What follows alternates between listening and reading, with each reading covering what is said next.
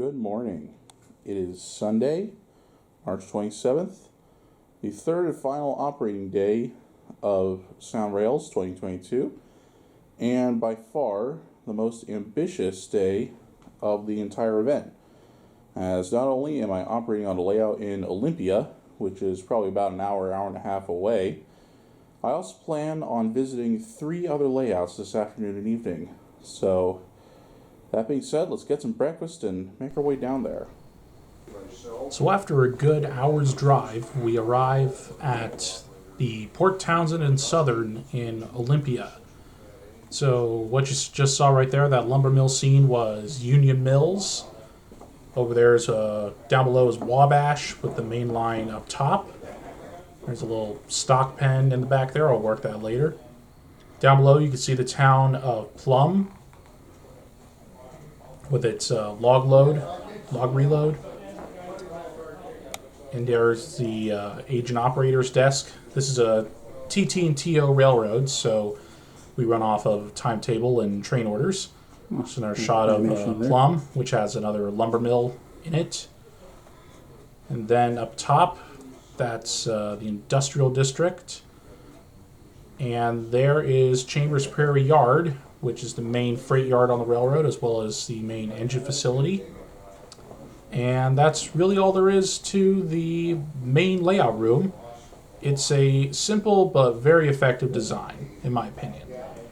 And then out in the garage, he has a branch line to a town called, I think to a town called Maybrook, but it's served by the Milwaukee Road.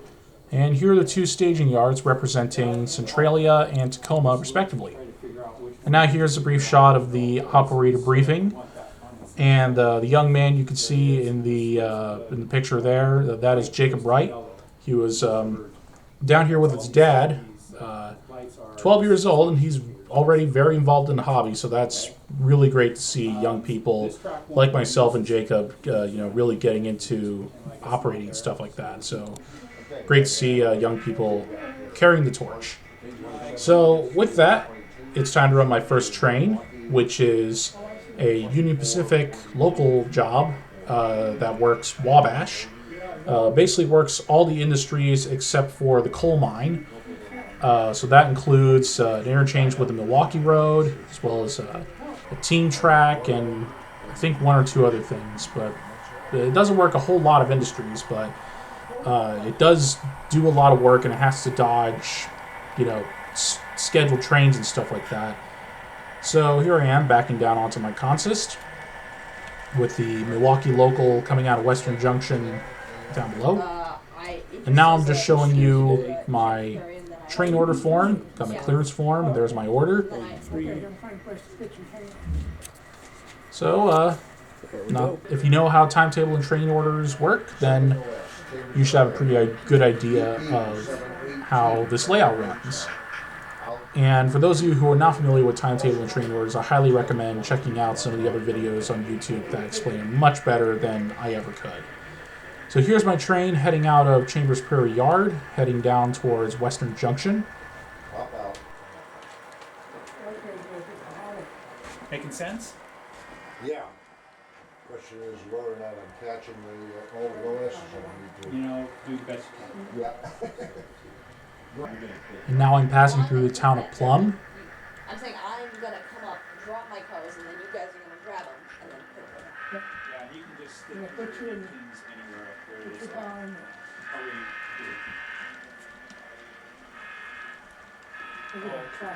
Jacob, you got sound on? Yeah. Is it, you did the 00? Yeah. And at the yard limits to Wabash, I had to hold because the Milwaukee freight up ahead of me was still working the interchange.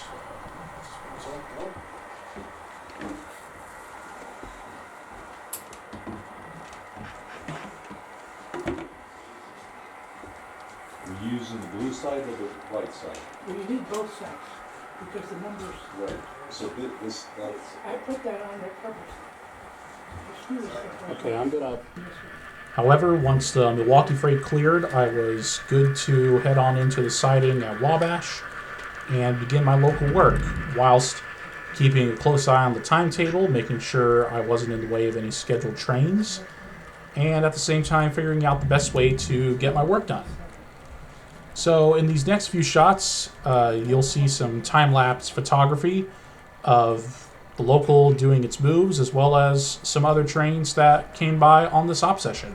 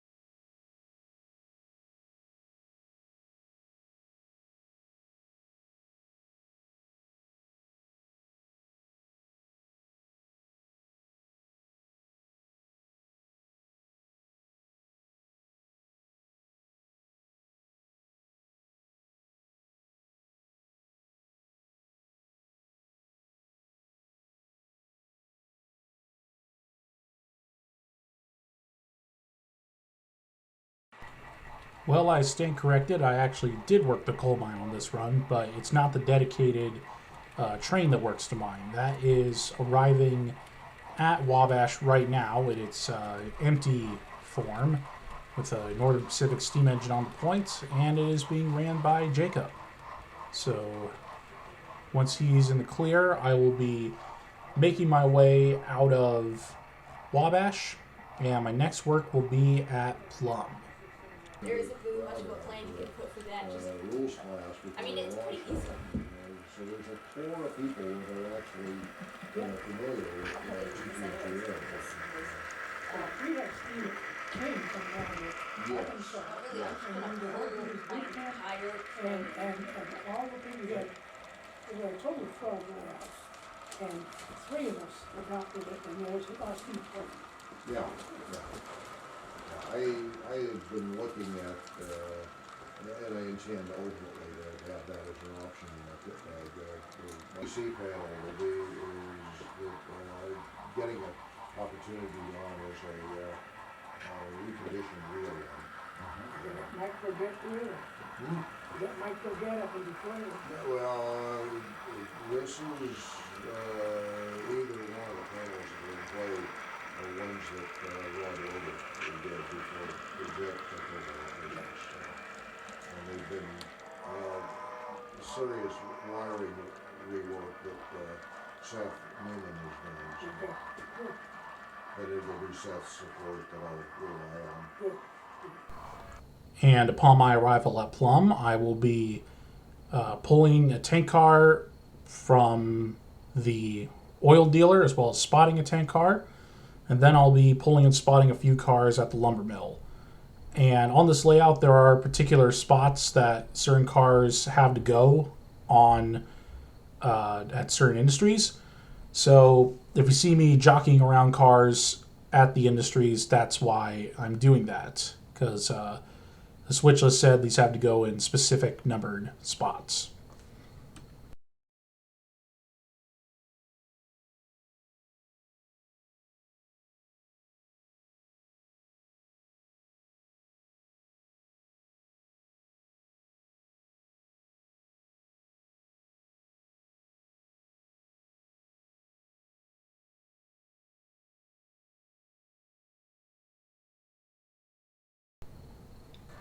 And now, with this final joint, my work on the Wabash turn is complete, and I will be making my way back up to Chambers Prairie Yard, where I will then yard the train and run the power to the house.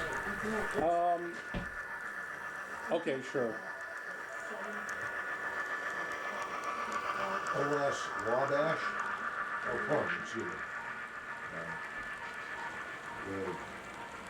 The UP 718 is finally out at 11:28.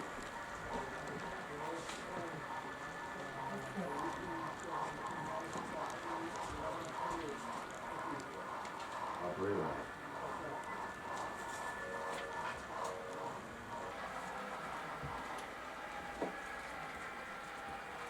A couple there. Okay. Rewind.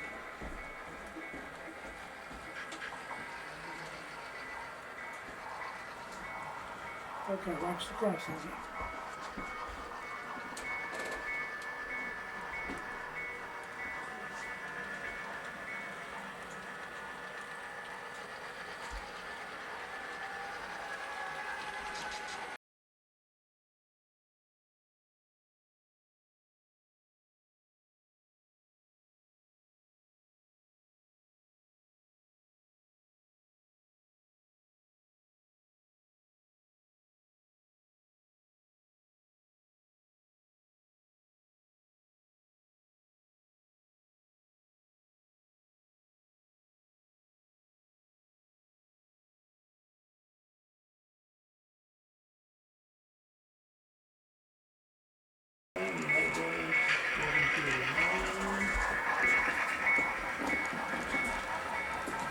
We've got another minute before the departure. It doesn't.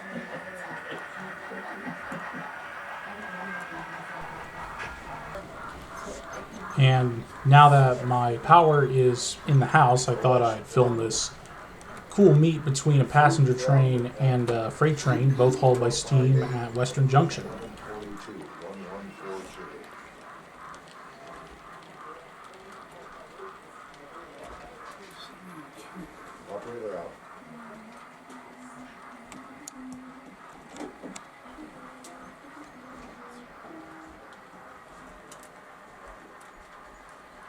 You can throw it back for me, I'd appreciate that. Yes, we'll do.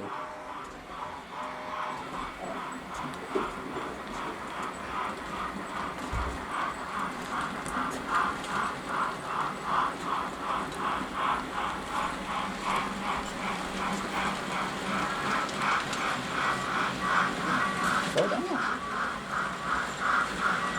You're really hauling there. I'll be late. That's the problem. Don't let me get by here and you can get some. I'm sorry, thank you. It's a Southern 42120. Let's see, Western Junction here. Right there. Swan it. 1905. I am number 679. And now that that's done, it's time for me to run another train. So this time I'm running a local to Union Mills using a single Northern Pacific GP9. So here it is coming out of the engine facility, and tie onto its train, and do some work at the stock pens, and then switch the Union Mills lumber mill.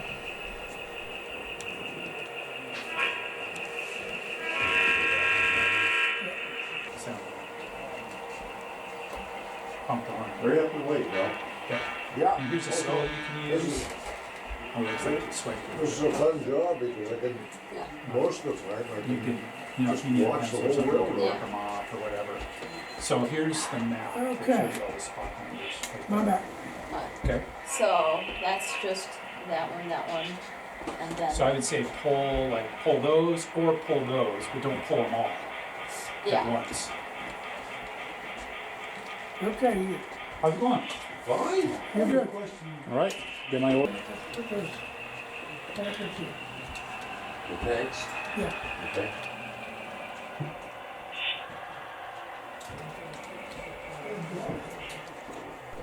So during my work at the stock pens, you might notice some little flagmen on, riding on the roof of the train, such as on the engine and then also on the caboose.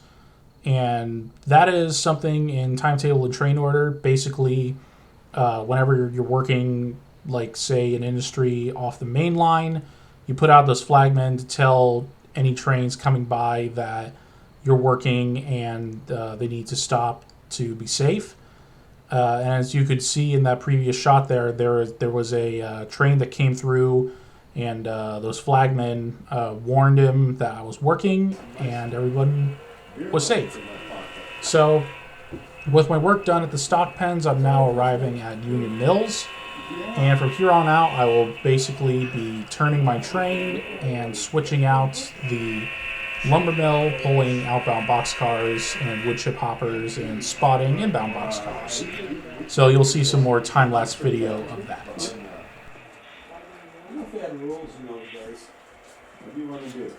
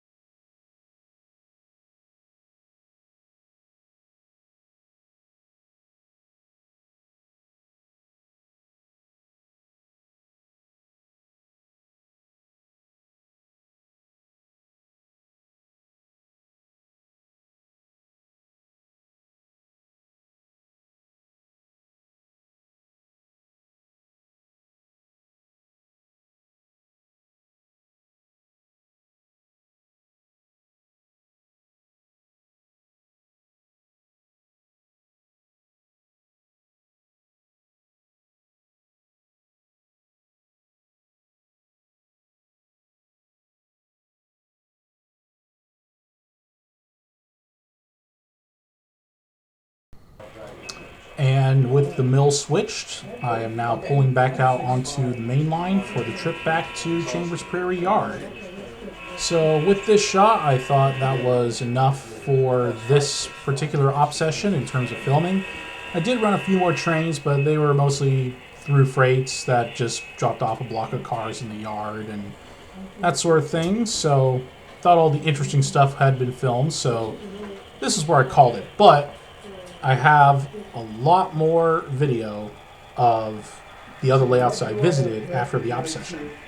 But this was by far the most fun I had at an op session during this event. Not to say that any of the other layouts I went to weren't anywhere, weren't any less fun than this, but this was definitely the most fun out of the three.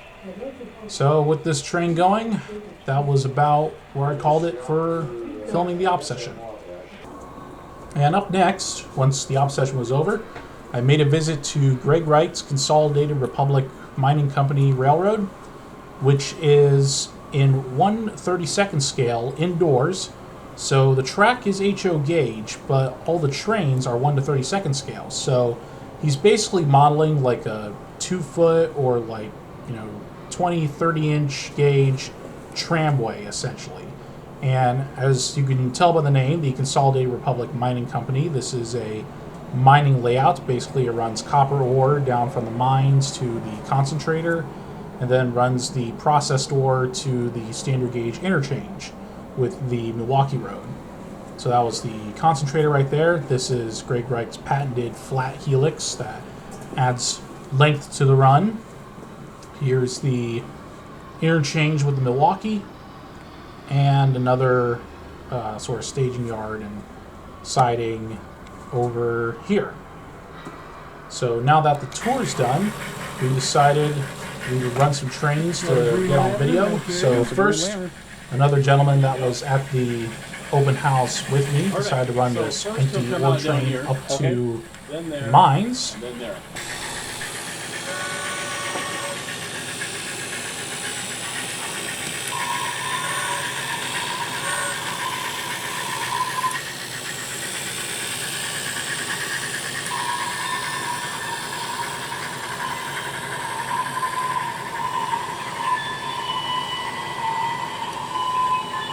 Nice, get the flame squeal. You're getting the sound. Yeah.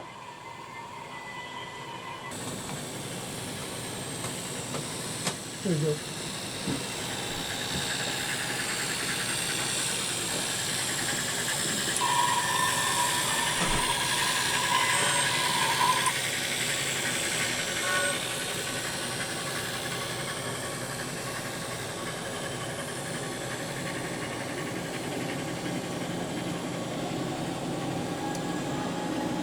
I can hear that.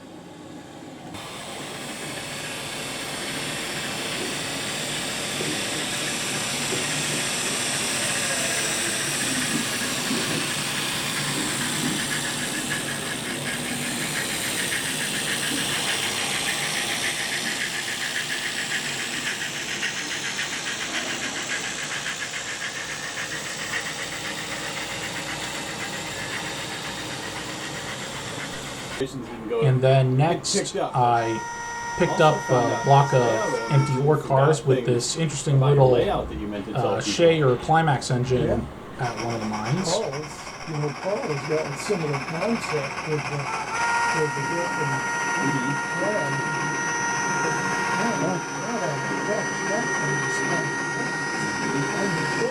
Just complex.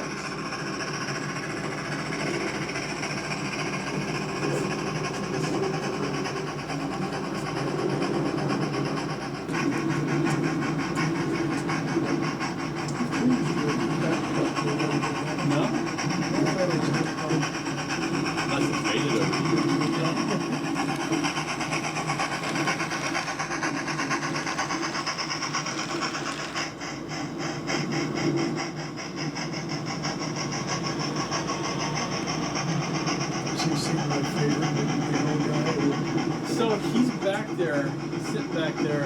He wasn't running very good yesterday, so he got pulled. I put a keep alive in him. And either it's a keep alive issue or it's... And then I ran a supply train running barrels of oil, water, and chemicals for the mining process from the interchange with dropping off a couple of the cars at the concentrator and then taking the rest up to the mines themselves. I was his inside operator on Friday. We didn't get the log train run, so I'm glad you got to run that.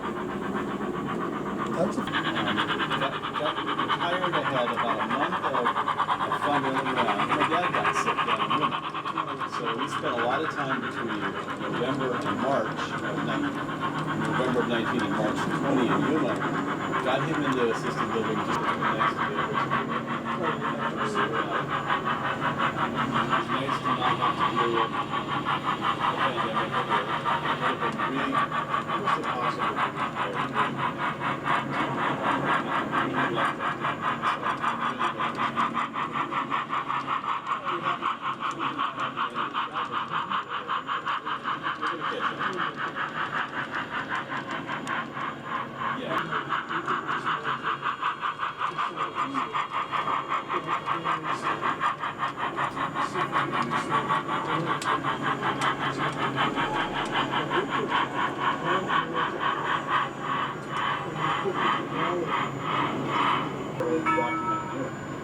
This is the first year they've been in the U.S. From Moab We used to live in so I'm very familiar with that is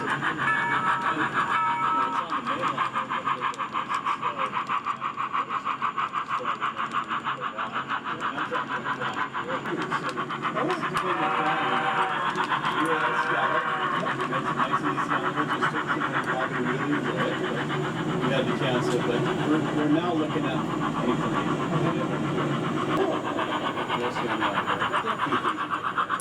this is really inspiring. You can have a good therapy that's obviously fix up the things that didn't work right. And then after the miracle, and the prototype what they did followed some of the lines that were down by Phoenix, east of Phoenix. And during the Depression, they made a decision not to shut down. They made a decision to daylight all the lines. Yeah, you made pretty good use of the space. Anyway, from there, I went down. Yeah, send me the email on it. I'm not sure exactly how our packaging worked out. And then we met Scott Bentley. We met him before. He was working for you guys today. His layouts. And then lastly, I ran a little bit of the concentrator plant switcher, going through the motions of weighing the cars and then spotting them at the ore dump to be unloaded using the little shay that they had there. And as you might be able to notice, the man at the scale, his arm goes down whenever the car reaches the appropriate length. And Greg has done so much on this layout in terms of not just sound in the trains, but ambient soundscapes and stuff like that as well. So it's just a truly incredible model railroad. And the trend of just incredible model railroads continue with the N-Scale Tenino Western Railroad owned by Tyler Whitcomb in Tacoma. So this has improved, well, not necessarily improved, but he has scenic this so much more in just leaps and bounds since I was there back in 2018. Like all the staging yards are scenic and stuff like that, and all these areas are built out and everything, and it's just truly an incredible sight to see in N-Scale. Even though it may not be as massive as Kirk Reddy's layout, it's just so well done, and I absolutely love it, and it's probably one of my all-time favorite layouts in the Seattle area. So this is a proto-freelance railroad, runs from essentially Olympia, Washington, down into Oregon and stuff like that. Set in the 90s, but it has some older motive power that's been like rebuilt and stuff like that. And at this point, their operations were over, but they still had to do some cleanup work with certain trains, so I volunteered to run those and film them, as well as run a Amtrak train that you'll see later for the express purpose of filming. But this is a really neat little barge scene he has here at the town of West Bay. And here's the other end of the railroad with its staging yard. So the first train I ran was this transfer freight from staging into the main yard on the railroad, where I would then turn the engine, pick up a new caboose, and pick up another block of cars to take back to staging. Nobody. I do. You're the only one I know. I can tell. That's why I start texting you every time I come home at night. If we could start doing like night runs and everything, that'd be awesome. I could do it. Or if you even want to do late night, I can come over after work and run, because I'm up until 3 or 4. No, because Joanna goes to bed like 11. But All right, I'll do sounds like good. 7 to 10 or something like that. Or 6 to 10. on weekends, I Struggling can. a bit. Weekends Friday, back. Monday to Friday, I can. No, but I mean, I want weekends back. I want that. I want to do Saturday once a month.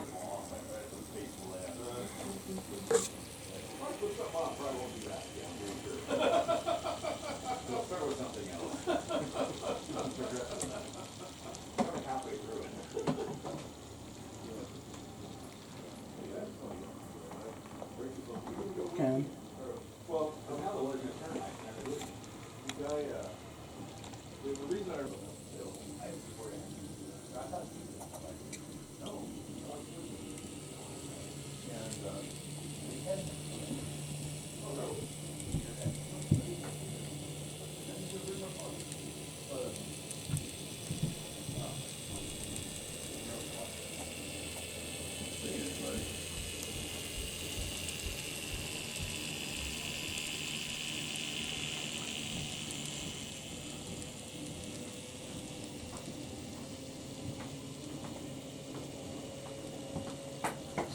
All right, bud. And I wasn't being rude, you were just recording, I didn't want to screw your recording up.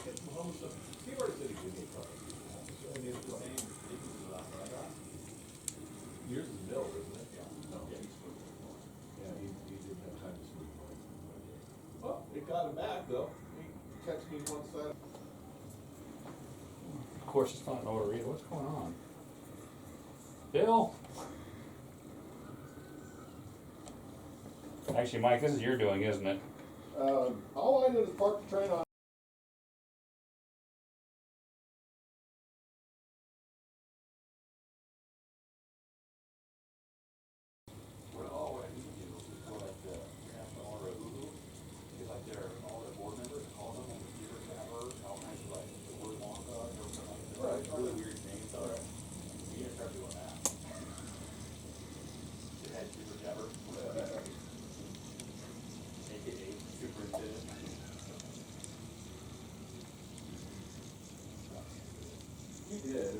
There's two of them.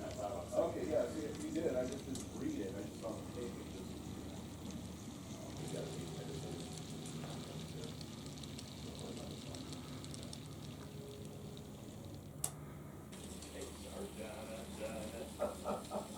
Open his mouth or whatever it was. Paul was a great, Yeah. Yeah, I saw him a long time ago. The other one I want to see is Weekend Bird. oh, you never seen it? No, I've seen it a long time ago. I just want to see it again. Oh, okay, well, I haven't. Did you ever watch the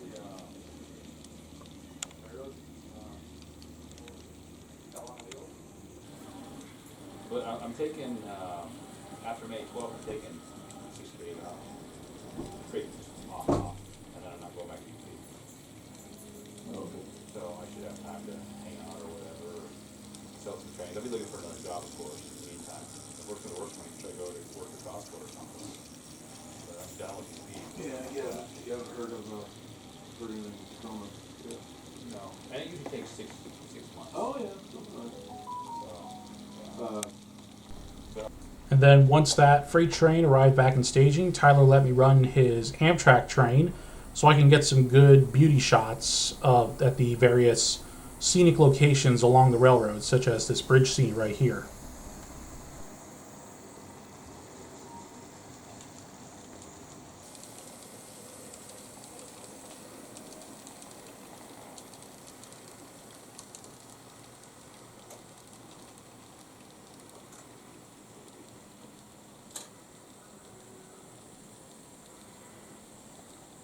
And of course, along with just running the train, this is still an operating railroad, so I am making station stops, and when I get to the other end, I turn the power and head back the other way. So this is the station at Deschutes, and I'll also be making a stop at Olympia.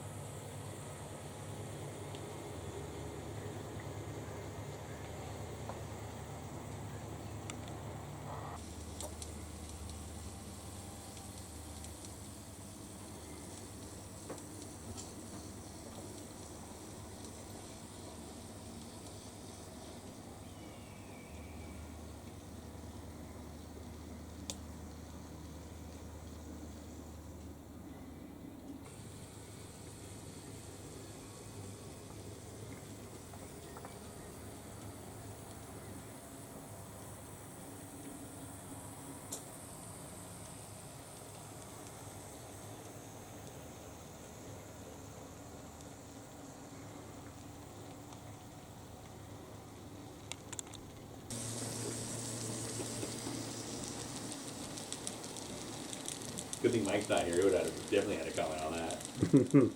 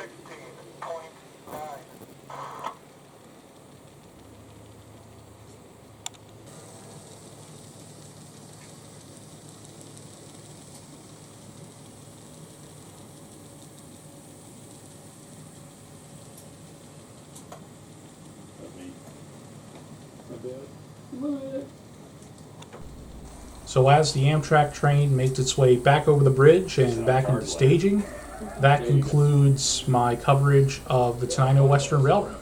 Truly an incredible layout, and I cannot wait until I'm back in Seattle to hopefully actually operate it this time. And last but not least, the final layout I visited was Burr Stewart's Burlington Northern in Seattle proper. And here is probably the longest shot of the entire vlog series here. But I'm basically walking around his layout and being shown the different locations and whatnot, from Seattle up to Everett and up to Skycomish and Bellingham and everything that he models here. And Burr has his own YouTube channel, so I'd recommend checking out his videos. He does a great job at documenting his own operations and his operating sessions that he has here on this layout. And I just have, some of my own stuff, and he's got some shots of my visit as well, so I'd recommend checking those out. But yeah, this is the layout. I will leave it to Burr to show you around. Normally would be loads, so there you go. That's fine. So here's Bayside. the thing is,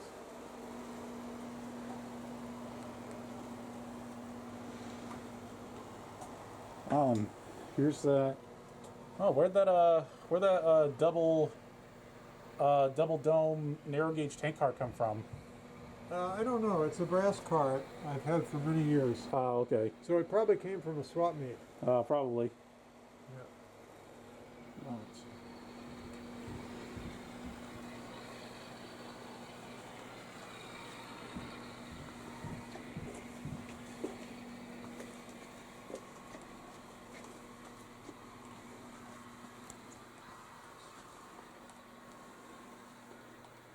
So down here looks like so what would this be? Well, this is the Argo Yard, which is where the Burlington Northern interchanged with the Milwaukee here in the first couple tracks. And also they had interchange with the Union Pacific. And Argo was largely a Union Pacific yard, but there was also a South Seattle coach yard. So you can see we have the coaches, the passenger equipment there. Right. South of Argo, there was a large container or a trailer topsy facility here, which we have, and that's a cement plant called Lone Star Cement, which of course is now owned by I think Lafarge, which is bought up all the cement plants. But we could pull a train out of staging. Sure. Well, I just want to film everything first, then I'll film the train specifically. There's a Delta Junction area. There's a PA Junction, something like that. Yeah, Delta. Yeah, Delta.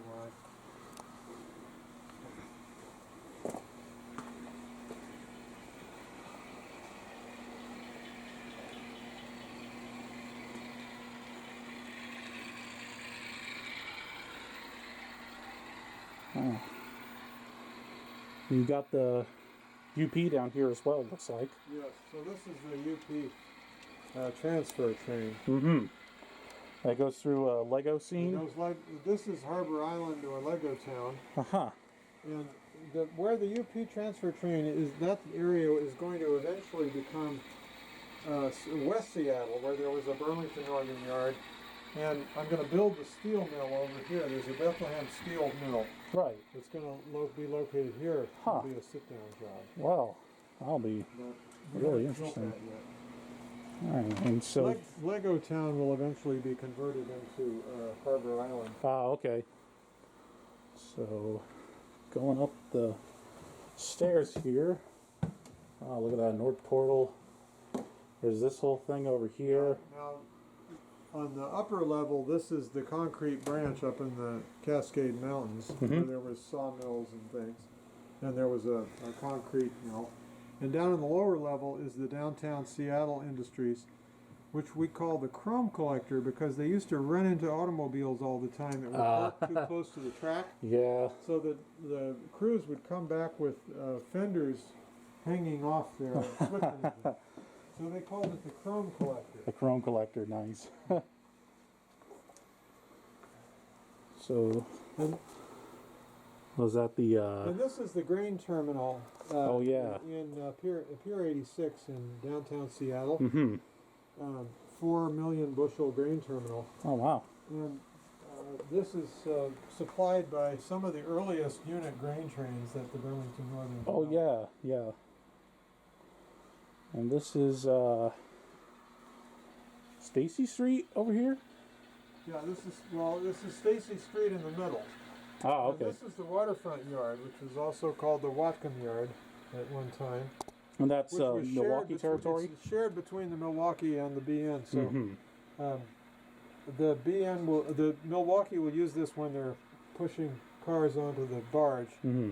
and the BN yardmaster will use these tracks when they're not being used by Milwaukee. Right.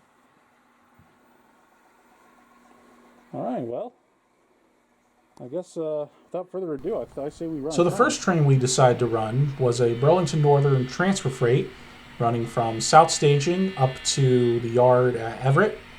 And it's followed by a couple of Alco units and a Chicago, Burlington, and Quincy GP9, I think. And it's mostly empty cars. Again, it's a transfer freight. It'll drop them off in Everett, ready for pickup by another train or local to the various industries in that area.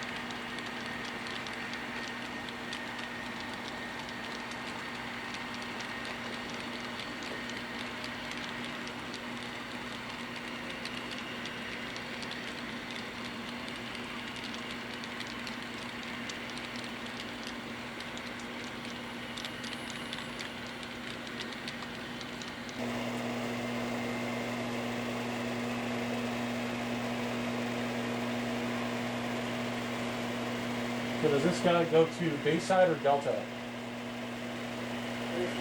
Bayside.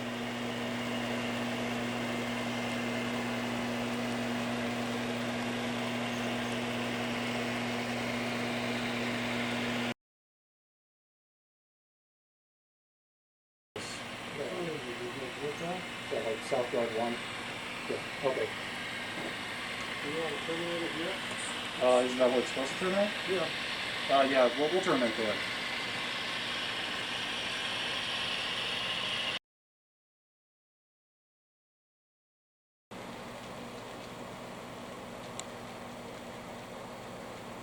And then with the transfer freight going into Everett, I decided next I would film this really interesting mixed power set leaving the Inner Bay Yard in Seattle, heading for South Staging.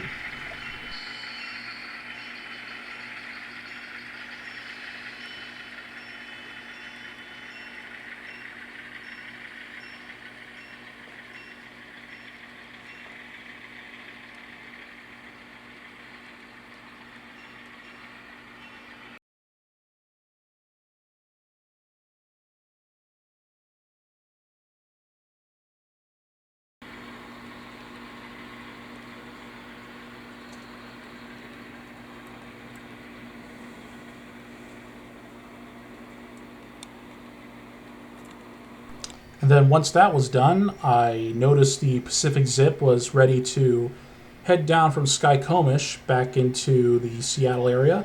So it was only natural that I thought we should run that train. So here it is coming down from the staging yard at Skycomish.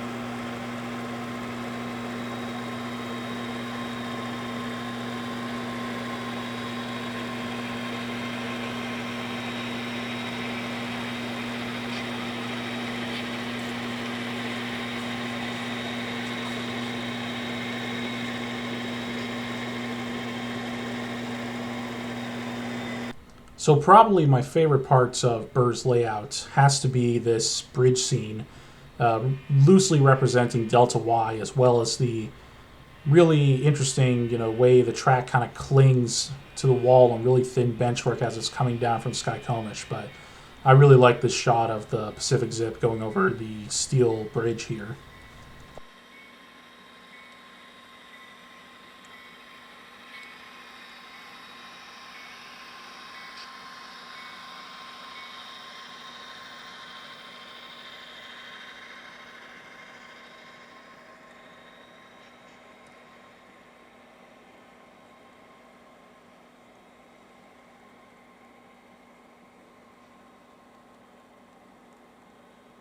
And lastly, we'll get a shot of the Pacific Zip heading over the Salmon River Bridge at Ballard, Washington. And that'll be it for the standard gauge section of my coverage of Burr's layout.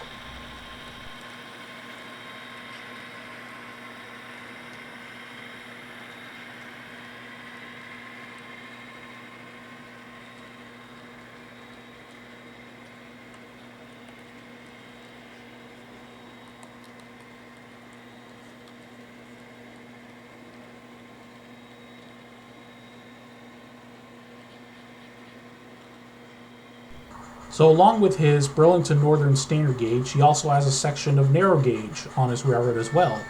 That goes from a staging area where, if you have been watching Burr's videos, he installed probably a couple months ago at the time of this video's creation, and it runs down to Everett. According to Burr, this is a fictitious extension of the Rio Grande into Washington State. And here you can see I'm running a oil train with a double header of a K27 and a C19, heading downhill from the staging yard. We'll be making a pickup at one of the towns along the way, and then finally arriving in Everett.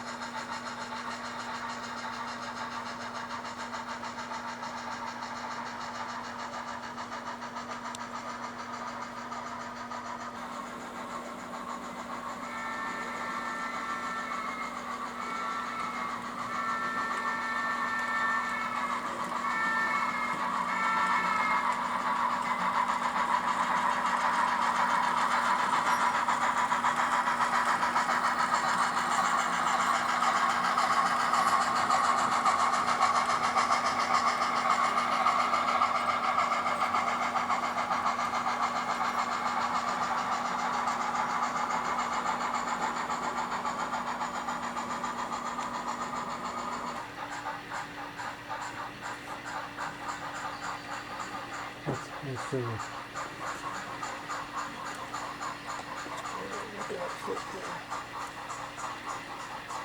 I think that's okay.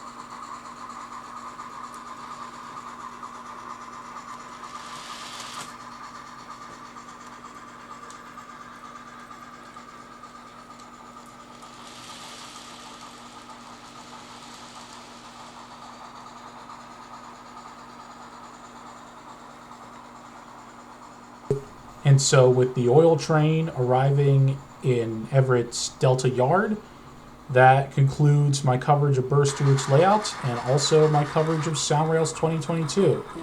I have to say, this was an absolutely phenomenal event that I went to. As I said in the first video, this event was 4 years in the making, and I finally came to, and it was just an absolute blast. I had so much fun running model trains and catching up with all my model railroad friends and meeting new people and everything that it had. And I'm really looking forward to coming up here again and either operating on the layouts or maybe coming to a convention or something like that. And yeah, that's about all I have to say for this. So here's my outro message, and I hope you all enjoyed.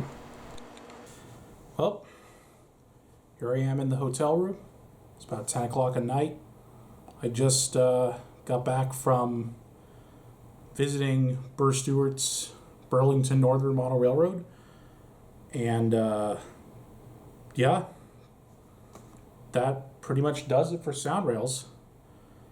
And I have to say that this event was, I'll reiterate what I said at the beginning, this event's been 4 years in the making, and it's, you know, it's happened, and I'm so happy about it, and it really has paid off. I had a lot of fun running trains. I had a great time at all the layouts, met some great people, did a lot of fun stuff, learned some really interesting things, learned a lot of history, a lot of cool stuff, and I got to be in Seattle, which is really cool. So I'm ordering some pizza to the room, and I'm going to try to catch a few hours of sleep, and I got to get back to campus tomorrow by 3 p.m. I'm going to try to get back by 3 o'clock because I have some assignments to turn in online by 5. They're already done, I just need to turn them in, and I want to be back for that. Well, that being said, got a long drive tomorrow, so until then, this is Model Railroad Operations signing off. Take care of yourselves.